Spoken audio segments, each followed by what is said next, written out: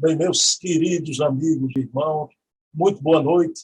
Estamos aqui em mais um Observatório da Imprensa Espírita, sempre com meu querido amigo de São João del Rei, Minas Gerais, Leonardo Marmo, expositor, estudioso, articulista espírita. E a proposta do Observatório da Imprensa Espírita é sempre a gente conversar sobre conteúdos da imprensa escrita, falada e televisada. E na noite de hoje a gente vai abordar dois textos que já se encontram aqui na descrição do nosso vídeo, que eu venho afirmando um compromisso tácito, sempre colocando os links, o que a gente conversa aqui. E na noite de hoje vamos ver um texto sobre religião e outro sobre o carnaval.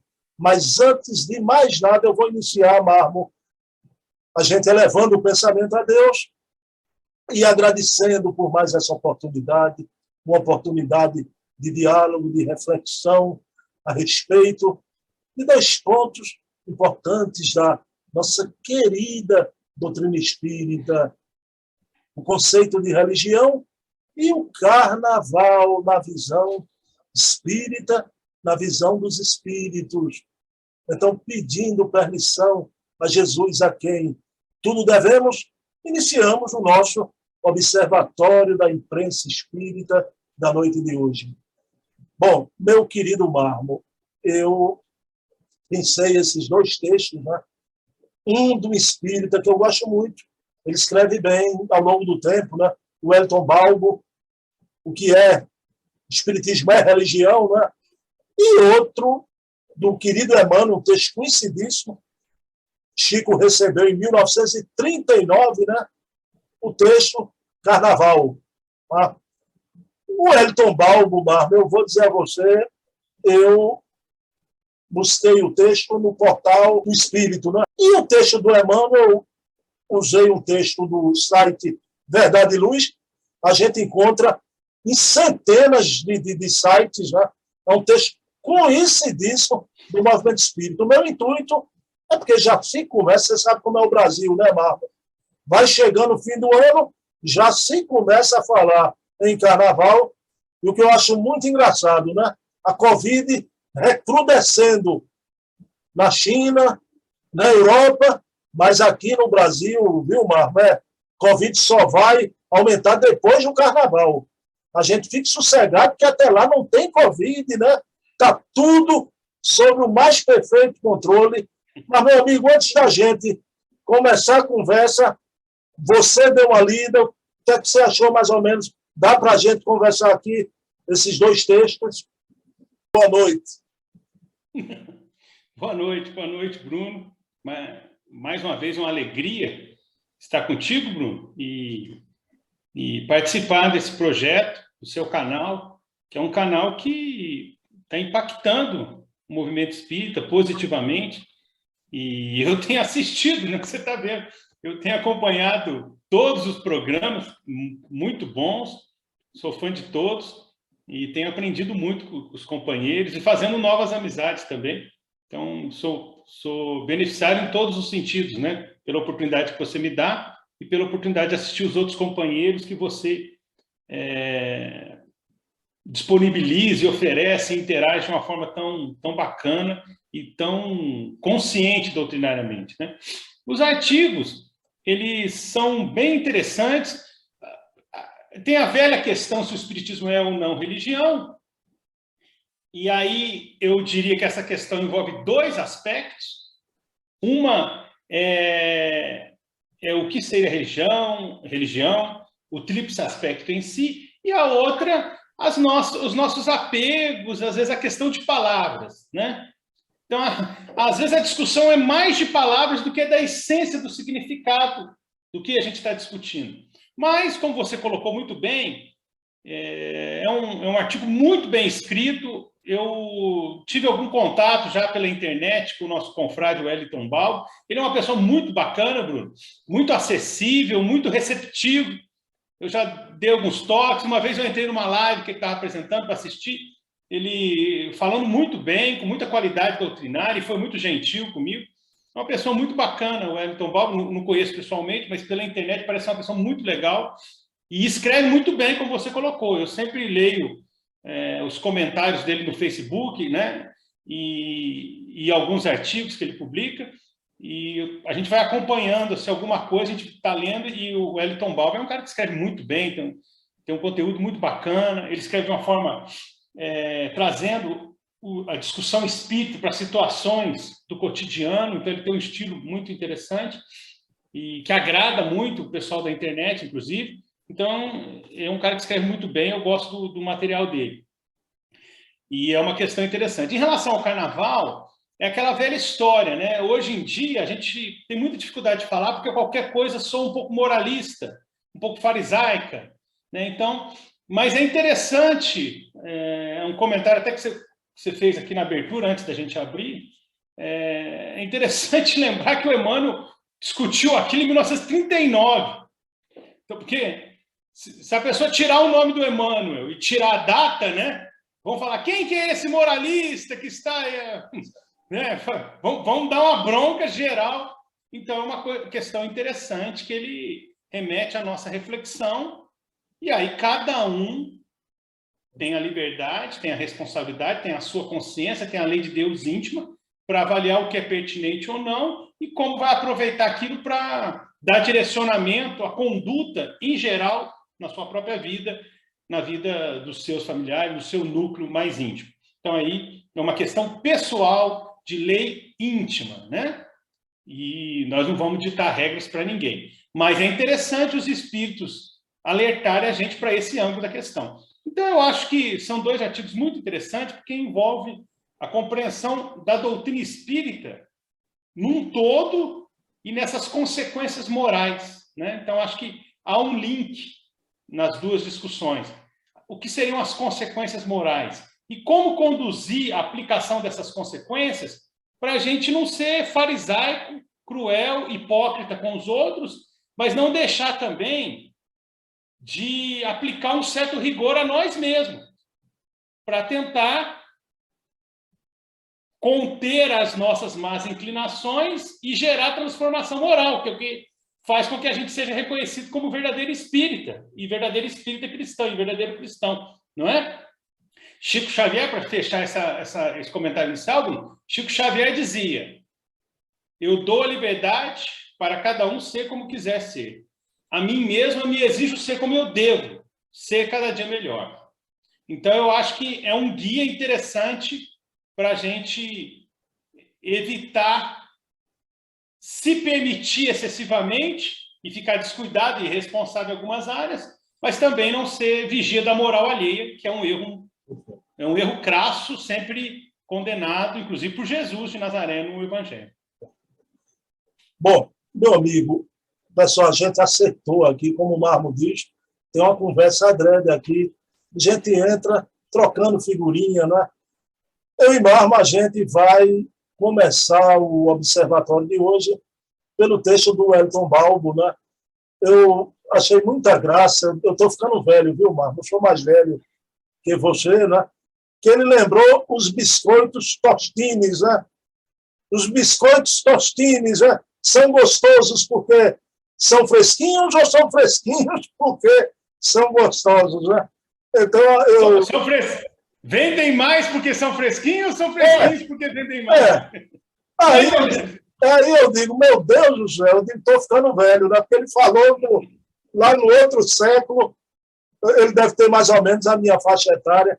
Mas, Marmo, veja bem, o Wellington, num texto simples, mas profundo, eu gostei muito que ele tem essa facilidade de escrever de forma simples, mas ele foi muito objetivo ali na sua fala, e eu vou só para passar para você, veja a tamanha confiança, viu, seu cabra, que eu tenho em você, porque eu vou dizer, eu vou me posicionar. Para mim, o espiritismo é religião. Para mim, é indubitável, para mim, respeito às opiniões em contrário, né? Agora, por que eu acho que o espiritismo é religião?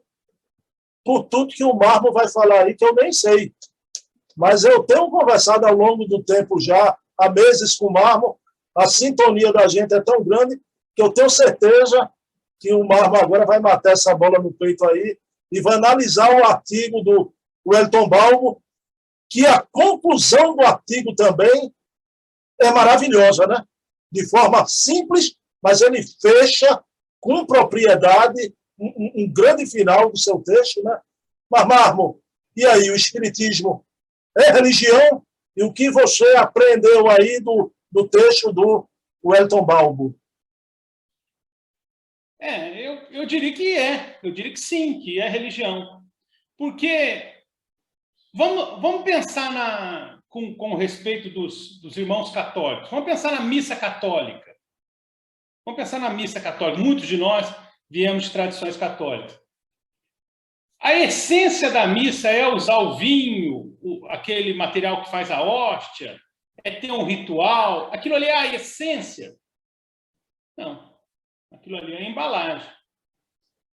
Estou supondo, tá?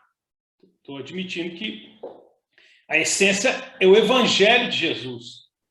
A mensagem espiritual de imortalidade da alma, de comunicabilidade dos espíritos, de bondade, de fraternidade. Essa é a essência. Então, se essa é a essência, o espírito está totalmente, 100% integrado nessa essência. Então, naquilo que o espiritismo diverge das religiões é essa embalagem.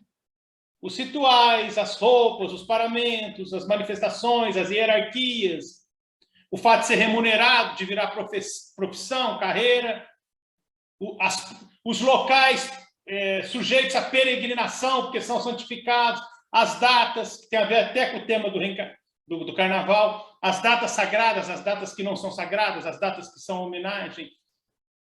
Isso é acessório. Jesus deixou claro, esse povo me honra com os lábios, mas seu coração está longe de mim. Esse povo ensina a doutrina de homens, quer dizer, o ser humano coloca as suas elucubrações em cima da essência do pensamento que verte do alto. Né? Leon Denis tem uma imagem muito bonita, que a religiosidade seria uma gota cristalina que cai na terra e aí ela se surge quando ela cai na terra. Então, é como se fosse o anímico nosso filtrando a mensagem do alto com alguma dificuldade. Né? Emmanuel falava que o Velho Testamento é a busca do homem em direção a Deus, o Novo é a resposta de Deus. Então, o Novo tem mais do mundo espiritual e o Velho tem mais do homem. Então, eu sou um defensor e sempre fui, para mim faz todo sentido, do tríplice aspecto. E eu vejo assim, Bruno, alguns excessos que a gente poderia cometer em relação à nossa religiosidade são controlados se a gente estiver bem amparado no tripé científico, filosófico e religioso.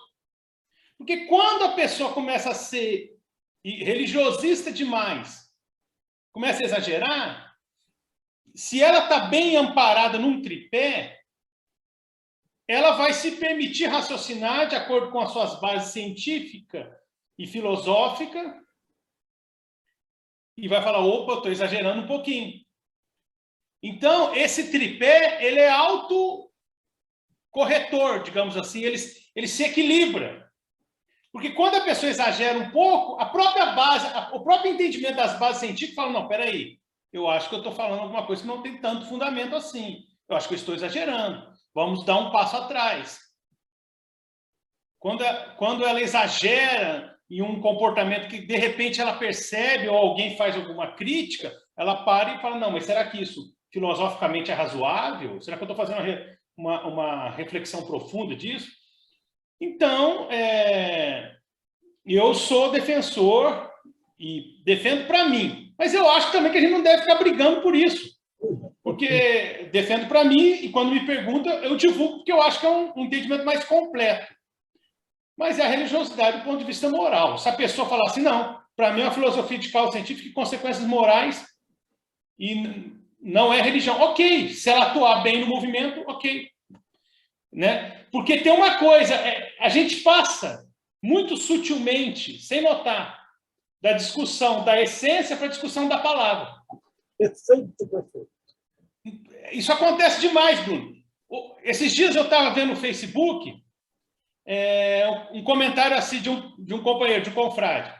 Jesus era médium, mas não era médium curador.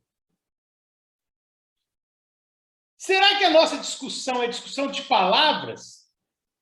Então, vamos lá. Jesus era médium do ponto de vista que ele via os espíritos, que ele conversava com os espíritos, que ele gerava fenômenos que entravam em contato com os espíritos. E para curar, ele usou de várias técnicas. E olha que interessante. O comentário do centurião, lembra do centurião romano, que diz que nem toda Israel ele viu tamanha fé, Jesus diz a respeito do centurião, porque ele falou, eu comando homens, se eu mando meus homens daqui para lá, eles vão. Se tu quiseres, Senhor, você falará, ele comandará os seus homens e eles entrarão na minha casa, porque eu não sou digno que entreis na minha casa. E curará. Não é? O servo que estava doente. Então, o que acontece? Jesus poderia ter usado essa técnica, porque ele usou várias técnicas diferentes, dando uma ordem e os amigos espirituais curando. Mas ele não precisava disso, aí que está. Então, aí ele não é médium nesse sentido. Ele não precisava que os espíritos agissem, porque ele era mais superior aos espíritos. Ele estava acima dos espíritos da psicosfera da Terra, pelo menos. Não sabemos interplanetariamente, né? Mas na Terra, pelas informações da codificação, é o ser mais evoluído que já esteve aqui. Então, ele era tão ou mais evoluído que os mentores que estavam vinculados à Terra. Então, ele não precisava da intervenção dos espíritos. Então, se você entende o médium como aquele que é o comunicador de uma entidade superior, pelo menos aqui no planeta, Jesus não precisava disso. Mas se você entende médium como aquele que se comunica com os espíritos, ele era médium. Então, me parece que uma discussão assim, se a pessoa usa isso para motivar um debate para um melhor entendimento, ok. Mas se é só para não, isso está errado, não sei, me parece que depende do que a pessoa entende, de como ela explica o fenômeno. Outro comentário que eu vi, Bruno. Jesus não era médium de Deus, porque Deus não é espírito. Vi esse comentário também. Ora, a expressão médium de Deus foi utilizada por Allan Kardec na Gênesis. Ele estava citando um companheiro, não era dele em origem, alguém citou na Gênesis. E ele passou porque ele achou razoável. Ele não disse exatamente a opinião dele, mas ele achou razoável, pelo menos para motivar o nosso debate. E era uma expressão que Eurípides Barçanufo utilizava. Mas é óbvio que é uma expressão no sentido mais amplo. Não é para ser entendido ao pé da letra. Não é? O médium de Deus, porque ele fazia as vontades do Pai maior. Estava em sintonia com a vontade do Pai. A minha vontade não é a minha, propriamente, mas daquele que me enviou. Estou em comunicação, estou em sintonia. Então, se a gente usar esse tipo de debate para aprofundar o conteúdo do entendimento doutrinário, ok, é isso mesmo. Mas se a gente usar só para ficar criando dissensões, como muitas vezes acontece, aí eu acho que é um erro. Por quê? Por que eu digo isso? Porque eu vou citar alguns autores, todos que eu gosto muito, que eu tenho grande respeito. Nazareno Tourinho. Nazareno Tourinho defendia que o espiritismo é uma filosofia, enfatizava isso. Eu comprava até os últimos. O Correio Espírita de Niterói, ele redigia. E até depois que ele desencarnou, ele deixou uma série de artigos. Ele adiantou e enviou vários artigos que foram saindo depois da sua morte, agora há poucos anos. E ele sempre enfatizou o aspecto filosófico. Ok. É a percepção dele, e ele defende, ele argumenta. A questão é o conteúdo. Ok. Fernando Guimarães Andrade entendia as diferentes facetas, mas tentava contribuir na área da ciência espírita. Ok? Naquilo que ele acertar, nós vamos, ok. Naquilo que a gente achar que ele não foi muito bem, não falar, olha, não concordo muito, tá? A gente faz análise em prol do crescimento do entendimento espírita. Herculano Pires, no seu famoso Espírito e o Tempo, a gente comentou, né, Bruno, na entrevista, ele tem uma visão de tríplice aspecto, o espiritismo sendo religião, no sentido filosófico, como Kardec. É a minha visão. Eu até assisti essa semana, Bruno, a entrevista que Geraldo Campete Sobrinho concedeu a você. Assisti essa semana. Eu tinha assistido um pedaço, mas acho que não tinha assistido toda ela. Assisti toda ela essa semana. E ele defende, cita Viana de Carvalho, e defende o tríplice aspecto, que é mais ou menos a opinião que eu tenho sobre esse tema. Mas eu não acho que esse é um ponto capital, porque se a pessoa não aceitar o espiritismo como religião, não tem problema. O importante é a qualidade daquilo que ela faz na sua contribuição espírita e daquilo que ela aplica a si mesma, do ponto de vista moral, e a qualidade da contribuição doutrinária. Porque eu acho que tem muitas questões menores. Por exemplo, às vezes as pessoas criticam Emmanuel e diz que Emmanuel foi o responsável pelo excessivo religiosismo do movimento espírita brasileiro e que ele fez o espiritismo virar uma religião brasileira, o espiritismo brasileira, e que a responsabilidade era dele, de Chico, e que a espiritismo não era assim na sua essência. Eu acho que cabe algumas reflexões. Será que a gente já fez uma análise dos artigos de Lamennais, Lacordaire, em conjunto, em comparação com Emmanuel? O Cura d'Ars, São Vicente de Paulo, são espíritos religiosos que recheiam o Evangelho segundo o Espiritismo, a obra mais lida de Allan Kardec. O céu e o inferno discute até o purgatório. O purgatório não existe na Bíblia, não existe no texto bíblico. É uma crença da cultura católica. Então, o erro é de quem? É de Kardec? É da falange do Espírito de Verdade? Porque atribui-se a Emmanuel, não é? A Gênese, como você gosta de falar, Bruno, eu estou aprendendo com você, a obra de coroamento aí, a obra de coroamento, não é? 1/3 da obra, e Emmanuel fala isso na mensagem da opinião espírita, 1/3 da obra são análises dos milagres de Jesus, Allan Kardec. E é a obra que tem, até o Geraldo Campetti fala isso, 90% de Kardec. E é interessante, tem um pedacinho que ele vai explicar, a gente já comentou sobre isso, as supostas tentações de Jesus no deserto para o diabo, e ele fala assim, eu vou relatar uma mensagem na íntegra que o Espírito me deu. O Espírito era João Evangelista. Está lá na Gênesis. Então, você percebe? Então, às vezes, a gente tem que tomar um certo cuidado. É claro que algumas questões de jargão, aos poucos, a gente pode evoluir numa precisão. Mas muitos espíritos eram religiosos católicos que trouxeram a codificação. A obra de Emmanuel é excessiva em relação ao conteúdo desses espíritos. Então, eu acho que temos que tomar cuidado. É uma discussão interessante, mas se a pessoa está dando uma contribuição significativa, seja na parte científica, na parte filosófica, na parte religiosa ou na parte moral, o importante é a qualidade da sua discussão, a qualidade do seu conteúdo, a qualidade da contribuição. E eu concordo com a opinião do nosso confrade Wellington Balbo, achei um artigo, como você colocou, muito didático, muito direto, muito objetivo, e que ele minimiza a importância, mas ele explica, do ponto de vista filosófico, que é uma religião, conforme o famoso artigo de Allan Kardec, em dezembro de 1868, que é um ponto final. Porque a questão é a seguinte, se no início da tarefa Kardec fala é uma religião, ele já ia tirar o interesse, porque a mentalidade das pessoas já era associar aos problemas da religião.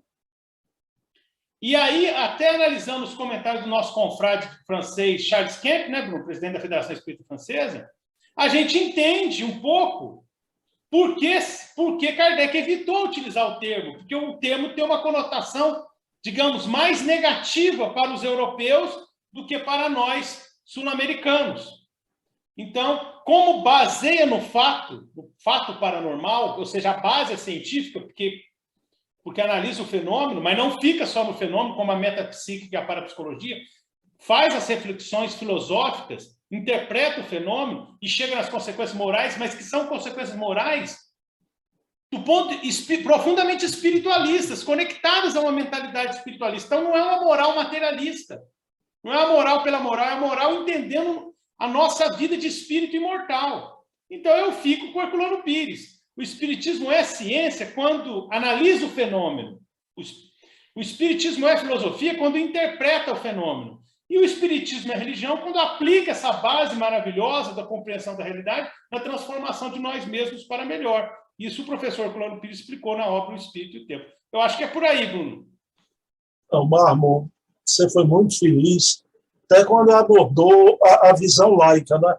Você citou muitos autores aí, um autor que eu gosto muito é o grande Carlos Embaçaí, do Paraná. Carlos Embaçaí, o pai, porque tem um filho também que é escritor.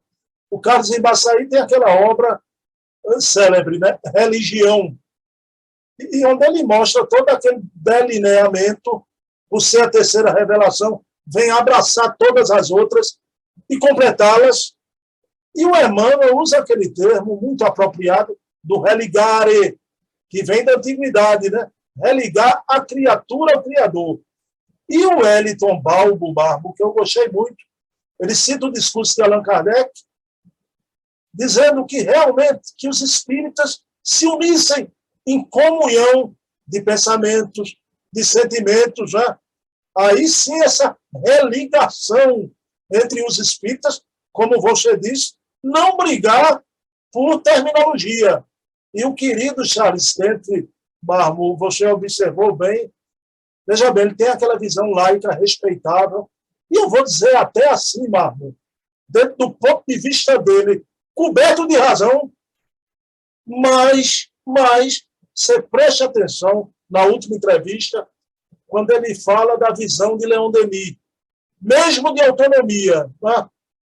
E você preste atenção, no final da entrevista, a oração que o Charles Kemp faz no final.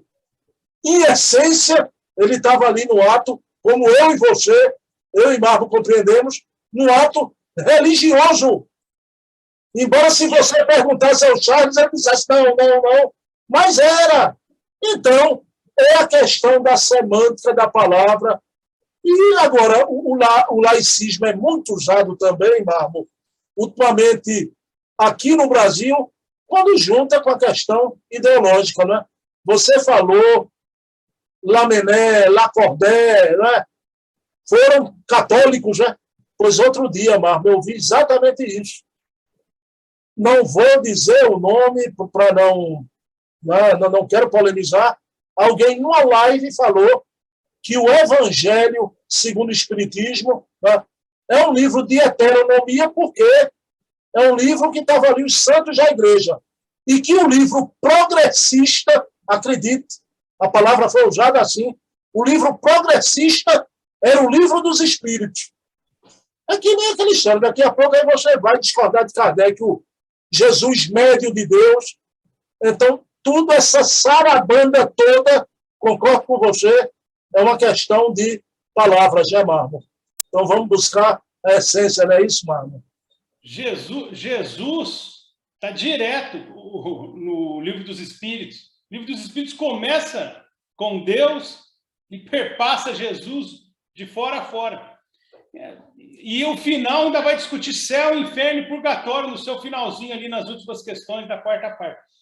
Então, eu acho que não faz sentido. Olha só, Bruno, a gente tem que tomar cuidado, e eu falo isso, assim, para mim, para nós, né? Não estou falando para ninguém.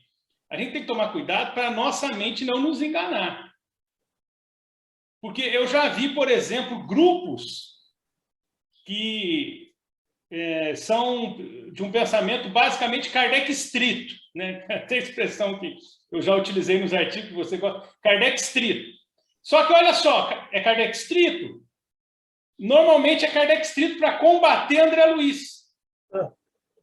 Ó, porque eu já vi artigos que grupos Kardec estrito passam por cima do pensamento de Kardec, mas passam por cima atropelando, para defender a ideologia progressista, a ideologia de esquerda no movimento espírita, contra várias colocações de Kardec sobre a questão política. Então, é Kardec estrito se for para combater André Luiz, se for para combater Umbral, se for para combater Emmanuel. Mas não é o Kardec estrito se for para permitir que ideologias político-partidárias entrem no movimento espírita. Aí Kardec não serve. Então, Kardec serve para bater naquilo que eu não concordo. Eu não concordo. Kardec, peraí. Aí, não, peraí, mas Kardec falou isso. Não, mas peraí, tem que ver o contexto. Então, a gente tem que tomar um certo cuidado, porque a letra mata e o espírito vivifica. não é? Respeito a Kardec e vamos discutir as questões. Vamos discutir com seriedade, todas, com respeito à obra de Kardec, nossa base, nossa primeira, maior e principal obra, mas não a única. E vamos analisar com calma as coisas. Porque eu sou Kardec espírito para combater André Luiz. Mas eu não sou Kardec espírito para permitir a ideologia de Foucault, de Marx, de X, de Y, dizer porque eu gosto. O Raul Teixeira tem uma coisa interessante, Bruno. Na UZR de 1994, ele diz o seguinte: nós queremos que tudo que nós gostamos seja da nossa família. Então, a pessoa fala, e ele fala isso. Então, a pessoa lê uma coisa de Freud, gosta, e associa com alguma coisa de Kardec porque ele é espírita. Então, fala, não, mas Freud era espírita. Então, ela lê uma coisa de Marx, gosta. E como ela é espírita, fala, não, mas Marx era espírita. Então, ela lê alguma coisa do autor XYZ, gosta. E aí ela tenta forçar uma correlação. Nem tudo que eu gosto vai ser da minha família. E nem tudo que eu gosto vai poder ter uma correlação direta com os princípios básicos da doutrina espírita. Até porque toca em outras áreas.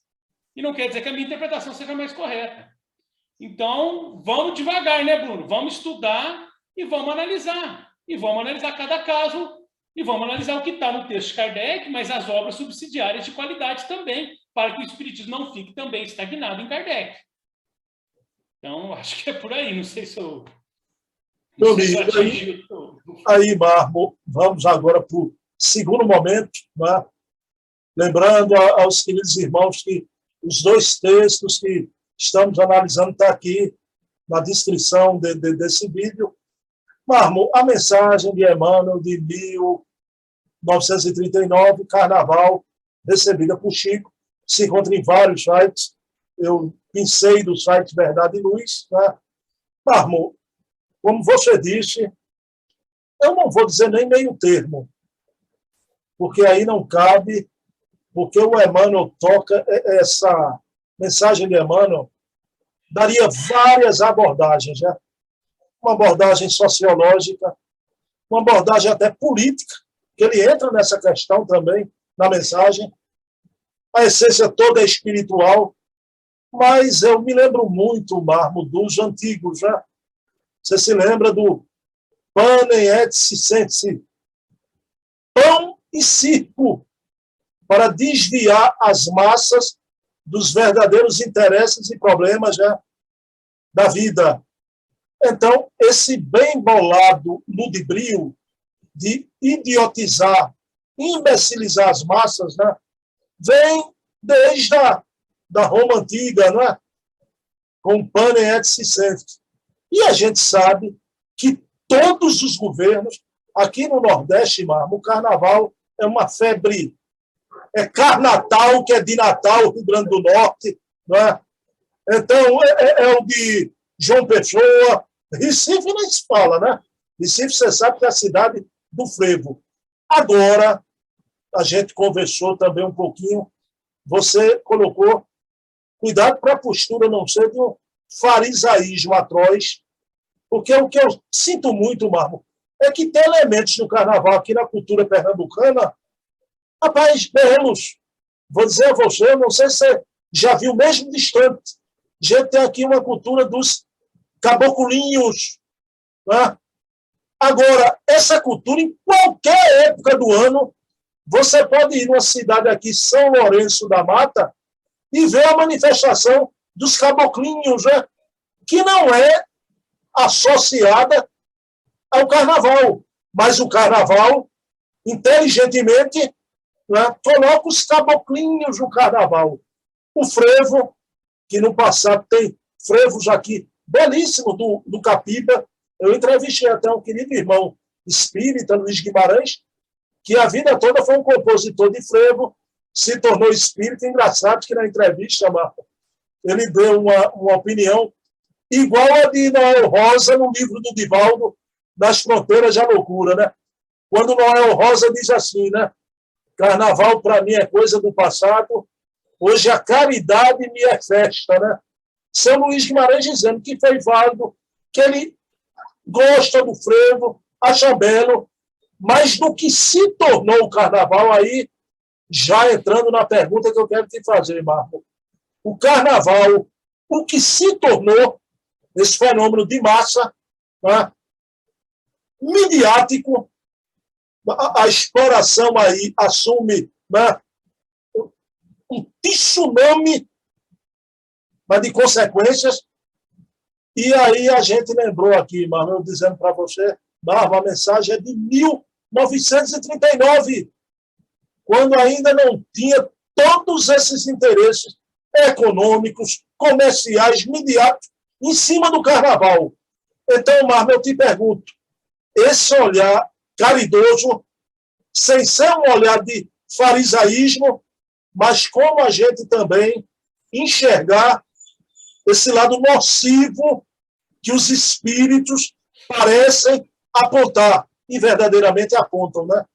Com a palavra você, meu querido Leonardo Marmo. Bom, Bruno, a gente tem que lembrar que carnaval, até que significa festa da carne, né? Festa da carne, acaba, quando a gente pensa na festa da carne, a gente acaba lembrando daquela questão do Livro dos Espíritos que fala sobre a origem da guerra. E que os espíritos dizem que é o predomínio do princípio material sobre o princípio espiritual e o transbordar das paixões, né? Então, a questão é a seguinte: como vai ser o carnaval e em que contexto ele vai ser vivenciado? Agora, de qualquer maneira, a gente tem que pensar o seguinte: o carnaval surge como uma data religiosa, não é isso? O carnaval é uma data religiosa. O carnaval está dentro da estrutura do calendário católico. Eu já vi, Bruno, acho que você já deve ter notado isso, eu já vi escolas de samba do Rio de Janeiro criticando a data do carnaval. Principalmente quando o carnaval é muito no começo de fevereiro, que tem a ver com as fases lunares, né? É um calendário meio complicado. Então tem que ter, aí na quarta-feira de cinza tem que dar 40 dias para o próximo domingo, não é isso? Por causa da quaresma. A quarta-feira de cinza é o primeiro dia da quaresma.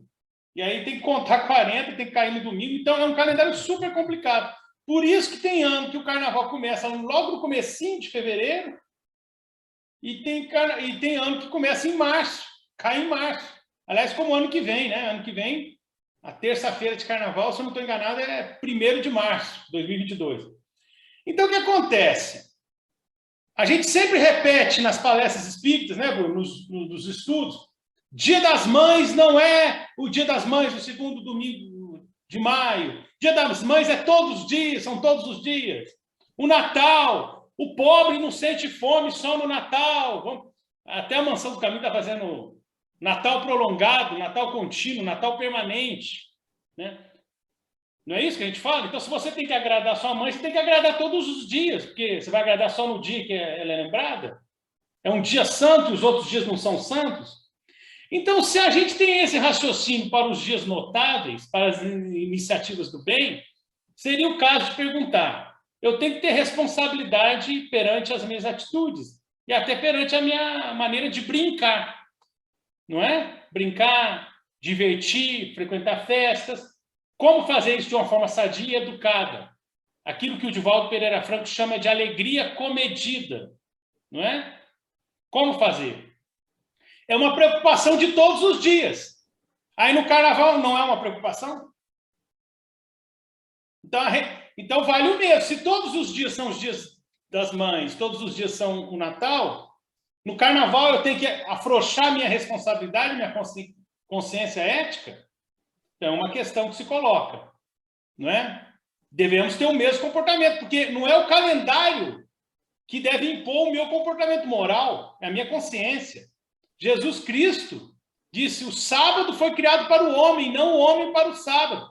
Aliás, um dos motivos principais que pregaram ele no madeiro foi o problema do sábado, né? Então, o calendário é uma ferramenta do homem. Aquilo que é antiético nos outros dias do ano vai ser antiético no carnaval. Ou vai ser diferente do que é carnaval? Então, vale essa questão. Agora, do ponto de vista moral, Emmanuel tem um pedaço que ele até notei aqui, Bruno, que os nossos irmãos espíritas compreendam semelhantes objetivos de nossas despretensiosas opiniões. Isso, como você falou, em 1939. Então, ele está dando uma reflexão, destacando aquilo que nós todos percebemos, mas ele, na condição de espírito desencarnado, ele está dando um alerta. E a obra que você citou, Nas Fronteiras da Loucura, é uma obra que trata exatamente disso, dos problemas espirituais na época do Carnaval, a obra de Manuel Filomeno de Miranda pela mediunidade de Divaldo Pereira Franco. Então, para a gente não entrar em questões moralizantes, que às vezes respingam no moralistas, a gente poderia fazer aquelas famosas reflexões que eu gosto muito, baseado no pensamento de Paulo, apóstolo. Examinai tudo, retende o bem. Tudo me é lícito, nem tudo me convém. São duas frases diferentes, mas a gente pode analisar em conjunto. Examinai tudo, retende o bem. Tudo me é lícito, nem tudo me convém. Então, é uma questão de custo-benefício, de risco-benefício. O que convém para mim? O que é melhor para mim? O que é razoável? Para que eu não fique bancando o santo do pau oco, tentando ostentar qualidades morais que eu não tenho, mas que também eu não deixe de, para não parecer farisaico, me isentar das responsabilidades morais, que é a essência do pensamento espírita. Não são as consequências morais? Reconhece o verdadeiro espírito pela transformação moral, pelos esforços que faz para domar suas más inclinações? Então, a gente precisa da elucidação geral. E aí, sobre o direcionamento que cada um vai dar à própria vida, é uma questão de fórum íntimo, cada um vai decidir de acordo com o seu contexto em cada situação. Você mencionou essa questão da pandemia, acho que muito apropriado o seu registro, Bruno. Por quê? Porque muitos órgãos de imprensa têm interesse no carnaval. Muitas marcas, muitas empresas da imprensa têm interesse no carnaval. Então, órgãos de imprensa que combateram, a pessoa não podia nem sair debaixo da cama, a pessoa tinha que ficar escondida debaixo da cama. Exato. Vai chegar o carnaval? Não! Eles estão brincando, mas é com distanciamento social, é com máscara, vai ter isso aí, vai rolar esse tipo de coisa, não é? Porque, olha só, as nossas crianças não puderam frequentar as escolas e tentaram se adequar de forma super esforçada, não puderam. E aí, adultos, não estou falando de criança, adultos vão pular carnaval? O que é pular carnaval, né? Vai pular carnaval com distanciamento social? Então, eu acho que a questão é uma questão de fórum íntimo, mas ela tem princípios gerais. E a gente tem que tomar atenção, prestar atenção, para que a gente não seja incoerente com aquilo que a gente prega. Porque espiritismo não tem dia santo. Espiritismo não tem feriado. Espiritismo são as leis universais da vida que valem para todo dia. Então, se eu tenho que ter um comportamento ético na quaresma, eu tenho que ter um comportamento ético no carnaval. Não é? Então, eu acho que é importante que a gente não seja moralista com os outros, mas tenha coerência em relação às diretrizes morais que aplicamos a nós mesmos. Né? E também não tenhamos esse escrúpulo de nunca poder tocar, porque o politicamente correto fala que você nunca pode tocar numa questão moral. Ora, se nós nunca pudermos tocar nem de longe numa questão moral, a gente não vai poder discutir uma série de aspectos da nossa vida, que é a transformação moral de nós mesmos, né, Bruno? A gente até viu um confrade ser até muito excessivamente criticado, a meu ver, porque ele tentou discutir algumas questões morais aí, esses dias para trás. Então, eu acho que nem tanto ao mar, nem tanto à terra, né, Bruno? Não vamos entrar na vigia da moral alheia, cada um tem liberdade, tem consciência e inteligência para decidir a sua vida. Mas não é por isso que a gente não pode também discutir alguns aspectos da vida moral. Eu acho que é coerência e todo dia nós temos que ter o mesmo nível de conduta. Marmo, aí para fechar o nosso programa de hoje, rapidamente, né? Meu amigo, eu como compreendi desde cedo a questão espiritual do carnaval, eu consegui, Marmo, na minha casa jamais, nem de passagem, desfile, a gente via, né? Eu e minha mulher, a gente sempre ia para os filmes, nessa época, eu consegui subtrair as minhas filhas, que foram bailarinas, ainda são, né? E o balé foi um auxiliar maravilhoso na educação da gente. As minhas filhas hoje são moças e foram subtraídas dessa história de carnaval. Não toca o coração delas, né? Mas, como você bem disse, Marlon, não é bom ser moralista, porque moralista é o quê? Meramente no campo da opinião. E você deve ser severo para consigo mesmo, né? Mas eu estou convivendo muito, meu querido Leonardo Marlon, e conversado muito com o Luciano Klein, com a Adair Ribeiro. Você sabe que esse pessoal gosta de quê? De fontes primárias. São fatos. É um pessoal bem descartiano, né? Contra fatos não há argumentos. O melhor conceito de verdade são fatos, né? Sobre o carnaval, o que eu tenho a dizer são os fatos. As cifras do aborto que aumenta enormemente durante o carnaval, e você vai ver consequências de gravidez inesperada 9 meses depois, já. Então, roubos, assassinatos, a estatística de morte no trânsito durante o carnaval é um escândalo.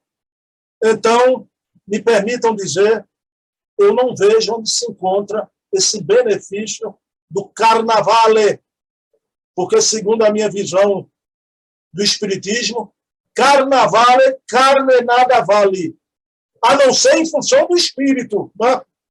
A não ser em função da evolução espiritual. Claro que é um instrumento da nossa evolução.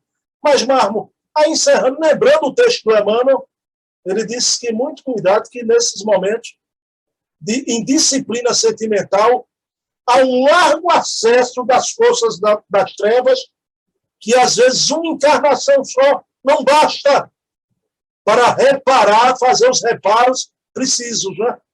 Então, o Emmanuel ainda pede.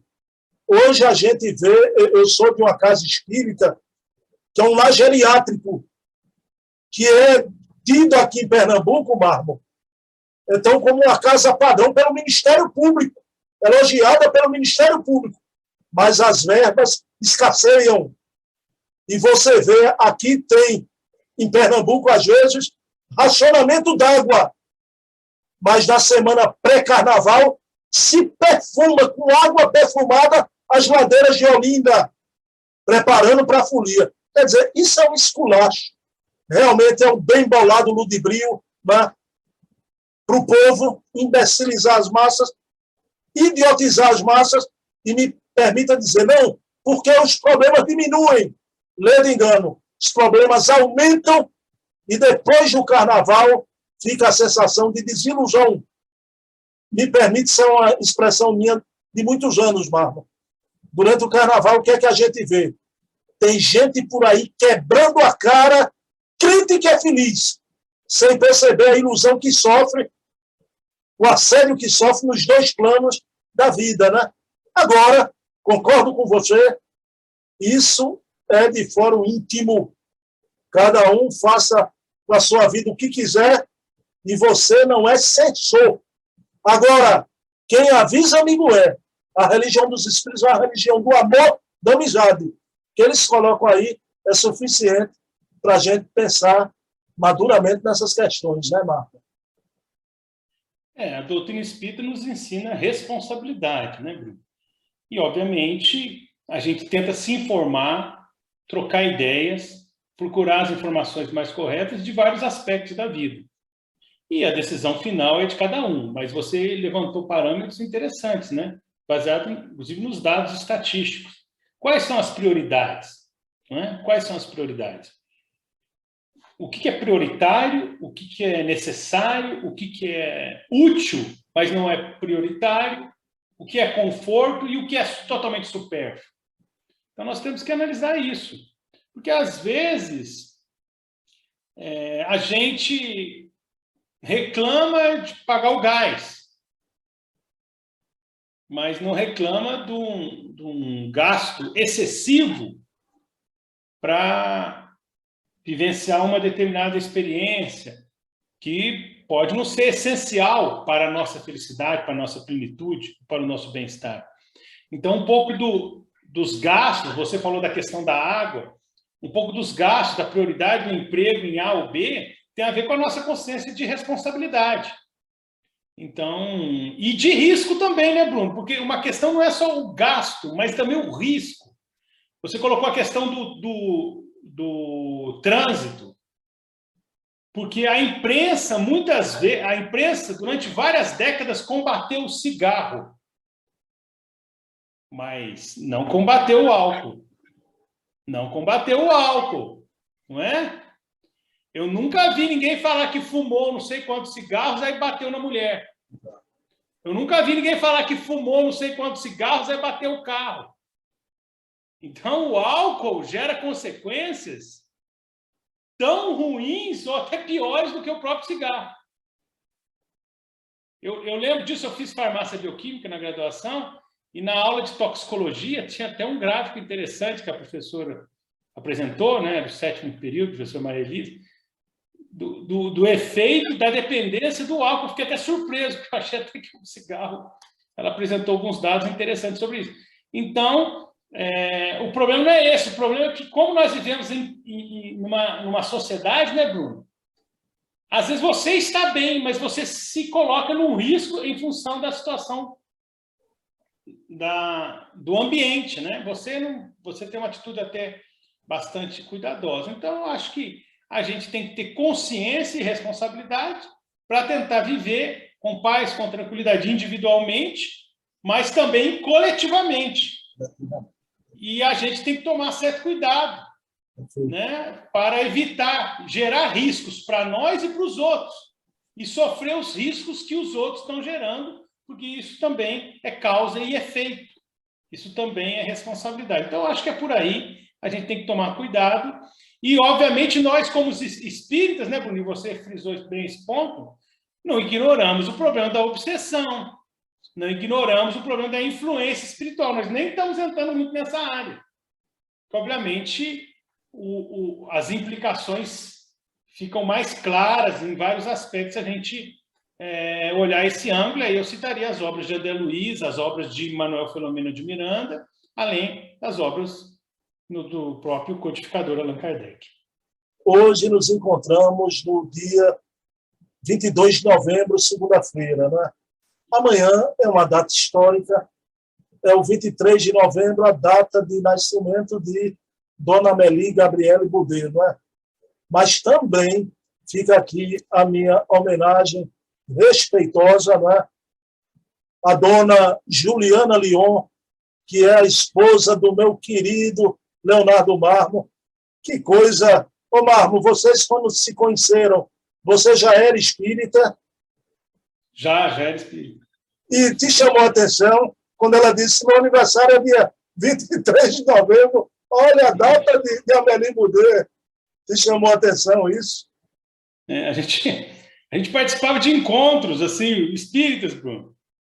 A gente conheceu dentro de um contexto espírita, encontros de mocidade espírita e tudo mais. Eu já era trabalhador espírita, a gente se conheceu, a gente nos tornamos amigos, depois passamos a namorar. Mas é curioso essas datas, essa coincidência das datas, né? Mas, obviamente, é interessante como é um exercício até de memória, né?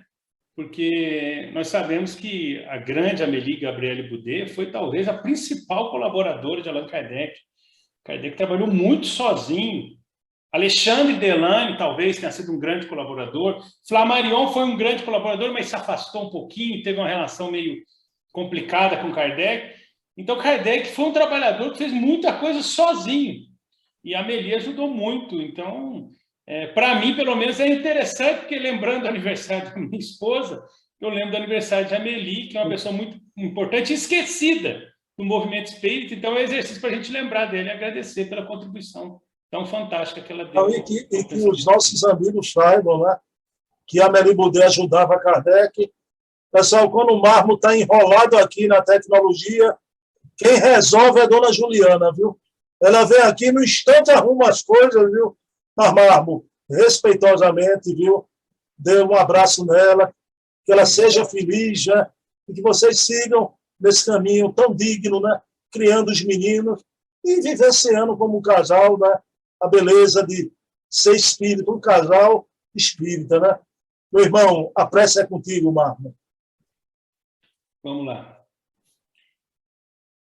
Deus, nosso Pai, Senhor Jesus, nosso amado Mestre, Allan Kardec, nosso codificador, querida Amélie Gabriele Boudet, esposa e colaboradora de primeira hora, nosso grande codificador e da mensagem espírita, queremos agradecer a proteção e a inspiração, a motivação para darmos essa pequenina contribuição no trabalho espírita, no movimento.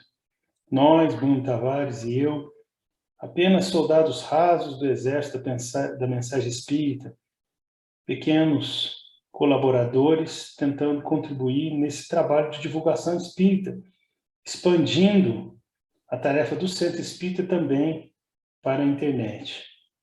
Muito obrigado, amigos espirituais, pedindo para todos os irmãos que estão sintonizados conosco, pedindo para todos os irmãos que enfrentam enfermidades do corpo e da alma, que a luz e os mensageiros da saúde espiritual, os mensageiros do bem, possam suprir as deficiências e fornecer, dentro das possibilidades, o auxílio de que todos nós estejamos necessitados.